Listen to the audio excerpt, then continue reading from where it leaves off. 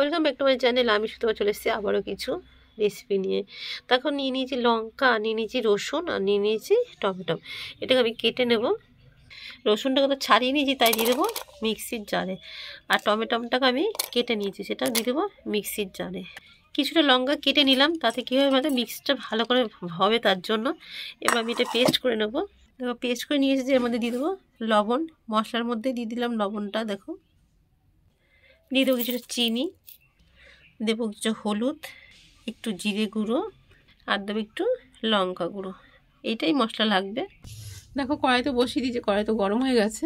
দিয়ে দেবো সর্ষের তেল। যে কোনো রান্নাতে আমি জানি না সর্ষের তেলই ব্যবহার করি। তোমরা কী তেল ব্যবহার করো অবশ্যই কমেন্ট করে বলো, ঠিক আছে? অনেকে কালো জিরে ব্যবহার করে, আমি কালো জিরে দেবো না, সাদা জিরে, তেজপাতা আর শুকনো লঙ্কা দেবো। দেখো খুব একটা পোড়াবো না, দিয়ে এটা হয়ে গেছে জিরেটা। দেখো এবার এটা মশলাটা ঢেলে দেবো।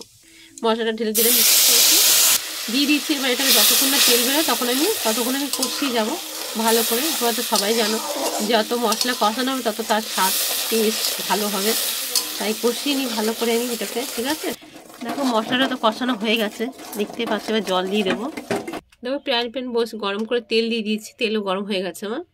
দেখো মাছটা ধুয়ে মুছে ভালো পরিষ্কার করে নিয়েছি। আমাদের চিংড়ি মাছও আছে, ছিলে একসাথে ধুয়ে নিয়ে এসেছি। আর এবার নুন হলুদটা দিয়ে ভালো করে মাছটাকে মাখিয়ে নেবো। এটাকে মাছগুলো এবার ছেড়ে দেবো তেলের মধ্যে। মাছগুলোকে উল্টে পাল্টে ভেজে দেবো। এক করে সব মাছগুলোকে উল্টে দেবো। দেখো সব মাছগুলোকে উল্টে নিয়ে দেখো হয়ে গেছে। এবার মাছগুলোকে তুলে দেবো।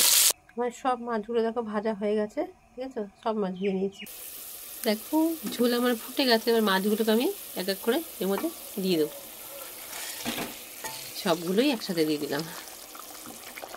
ওর গায়ে উঠে যাচ্ছে, তাই সবাইকেই একসাথে নামিয়ে দিই ঝোলের মধ্যে। কেউ কেন রাগ করবে, দরকার নেই, সবাই একসাথে নামিয়ে দিলাম।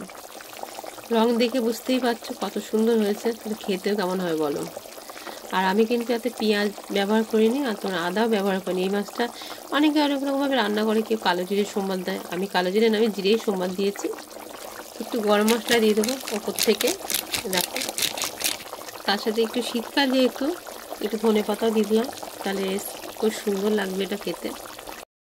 হয়ে গেছে, এবার আমি নাবিয়ে নেবো তরকারিটা। কারণ নাবিয়ে নিই, তোমাদের দেখো নাবিয়ে নিয়ে দেখো আমি কিছুটা ধনে পাতা দিয়েছি।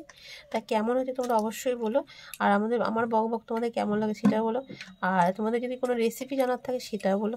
তাহলে আবার দেখা হবে কোনো নতুন ভিডিওর সঙ্গে। তোমরা ততক্ষণে আমার চ্যানেলটাকে যারা সাবস্ক্রাইব করোনি, সাবস্ক্রাইব করো, লাইক করো, শেয়ার করো, কমেন্ট করে পাশে থেকো।